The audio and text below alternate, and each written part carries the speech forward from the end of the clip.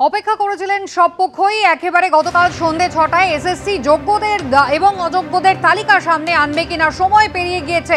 গতকাল দুপুর ১২টায় প্রথম হয়েছিল জমায়েত, তারপর হয় মিছিল এবং ২০ ঘন্টা পেরিয়ে গিয়েছে। আমাদের আপনার সূক্ষ্ম কারিগরি দিয়ে সাজানোর জন্য ধন্যবাদ। সূক্ষ্ম কারিগরির ধারা যা সোনাকে বানায় সেনকো। সেনকো আনন্দের ধারা। একদিকে এসএসসি ভবনের বাইরে, অন্যদিকে পর্ষদের অফিসের বাইরে সেখানে কিন্তু লাগাতার চলছে ধর্ণা এবং পর্ষদে সেখানে কিন্তু একেবারে অনশন শুরু করেছেন চাকরিহারারা।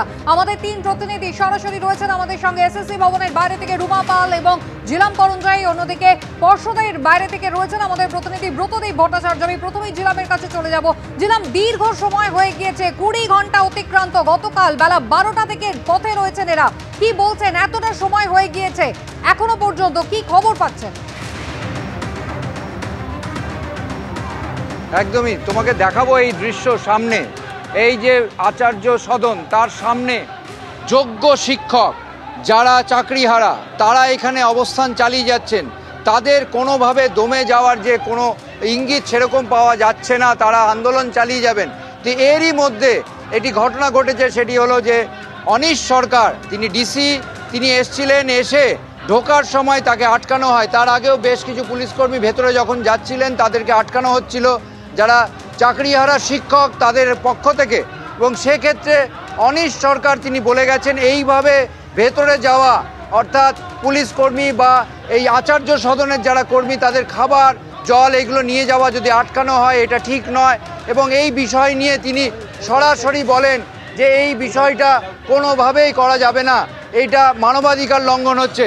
আপনারা কি বলেন? অনিশ সরকার যে বিষয়টা বলে গেছেন খাবার জল নিয়ে যেতে আটকানো হচ্ছে, অথচ আপনারা ঘোষণা করলেন, তিনি বললেন পুলিশ কর্মীদের ঢুকতে দেওয়া হচ্ছে না, এইসব কি বলবেন এই বিষয়? না, আমরা অলরেডি বলেছি। আমরা এক্ষুনো ওই স্যার যিনি আছেন দাঁড়িয়ে তাকে আমরা বললাম, ওই যে দেখতে পাচ্ছেন তাদের জন্য জল এবং খাবারের প্যাকেট পৌঁছে যাচ্ছে। আমরা তাদেরকে এক্ষুনি বললাম যে যাদের ডিউটি রোস্টার শেষ হয়েছে তাদের আগে বার করুন, তারা আগে বাইরে চলে যাক, তারপরে যতজন যাচ্ছে ঠিক সেই রোস্টার মেনে ততজনকেই আমরা নতুনদের মধ্যে থেকে ভেতরে ঢোকাতে দেবো। দেখতে পাচ্ছি আমার সহকর্মী দিব্যেন্দুকে দেখাতে বলবো সেই দৃশ্য। এই যে সামনে যে বিষয়টা, পুলিশের কর্তা, পদস্থ কর্তা তিনি বলেছিলেন যে পুলিশের জল খাবার সেগুলো যেতে আটকে দেওয়া হচ্ছে। এখানে আন্দোলনকারী অবস্থানকারী চাকরিহারা শিক্ষকরা, যোগ্য শিক্ষকরা, তারা সেই জিনিসগুলো দেওয়ার জন্যে তারা উদ্গত হয়েছেন এবং তারা আছেন এবং তাদের সঙ্গে কথা বলবো। কি বলবেন, এইটা পুলিশের পরে আপনাদের থেকে উদ্যোগ? হ্যাঁ, এটা অবশ্যই আমাদের থেকে উদ্যোগ।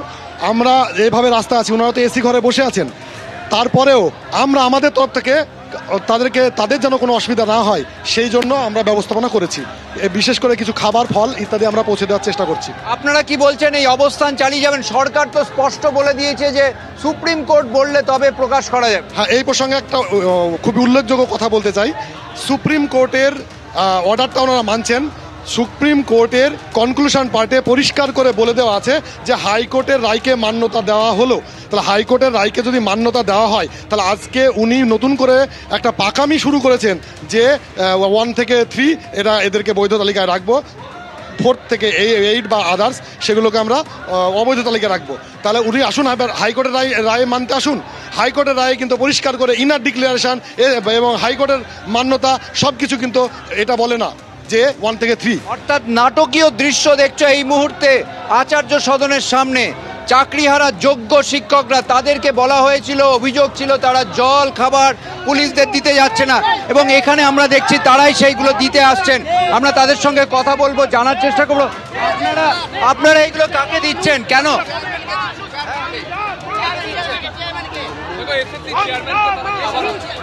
সকাল থেকে একটা ন্যারেটিভ চালানো হচ্ছে, আমরা কিছু খেতে দিচ্ছি না, আমরা কিছু যেতে দিচ্ছি না। তো আমরা সকালেই বলেছিলাম যে দেখুন, আপনাদের যেটা বেসিক নিডস এবং খাবার জল ওষুধপত্র যা লাগবে আমাদের তরফ থেকে আমরা সব রকম কোঅপারেশন করব, আমরা কোনো করব না, বাধা দেব না। তা সত্ত্বেও এখানকার যিনি অফিসার দায়িত্বে ছিলেন উনি মিডিয়ার সামনে এসে বললেন যে এনারা অবরোধ করে রেখেছেন এবং ভিতরে জল খাবার কিছু যেতে দিচ্ছেন না এবং আমাদের বিরুদ্ধে। তিনি বলেছেন পুলিশদের যাতায়াত করতে দেওয়া হচ্ছে না, তাদেরকে খাবার জল দেওয়া হচ্ছে না। একদম ভিত্তিহীন। আমরা সকাল থেকে মাইকিং করেছি, অনেক মিডিয়া প্রকাশ করছেন চাকরিহারারা। ঠিক এই জায়গায় আপনাদের দেখাবো কিছুক্ষণ আগে ডিসি অনিশ সরকার তিনি এলেন, ঠিক কি অভিযোগ তিনি করলেন দেখুন।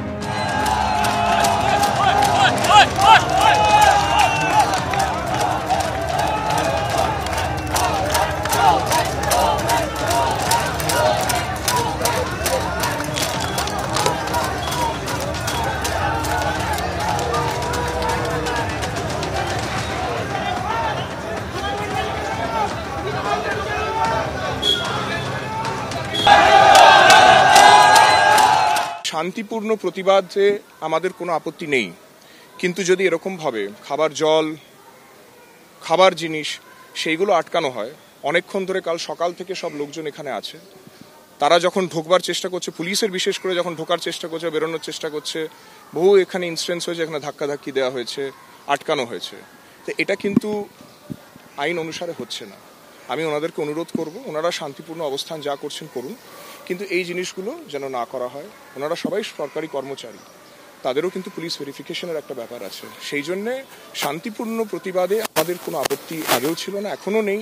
কিন্তু যদি এই ধরনের জিনিসগুলো করা হয়, যদি পুলিশকে সময় সময় আটকানো হয়, খাবার জল, খাবার এই সবগুলো যাওয়ার ক্ষেত্রে যদি আটকানো হয়, তাহলে সেটা কিন্তু আইন অনুসারে হবে না। আমি ওনাদের অনুরোধ করব যেন সেটা ওনারা না করেন। আমি প্রথম কথা হচ্ছে আমি জানালাম এই জিনিসটা, আমি আশা করব যে ওনারা এটা করবেন না, সুষ্ঠুভাবে ওনারা করুক প্রতিবাদ, আমাদের কোনো আপত্তি নেই। আমি আশা করব যে ওনারা সেই ব্যাপারটা মানবেন এবং সেইটা করবেন।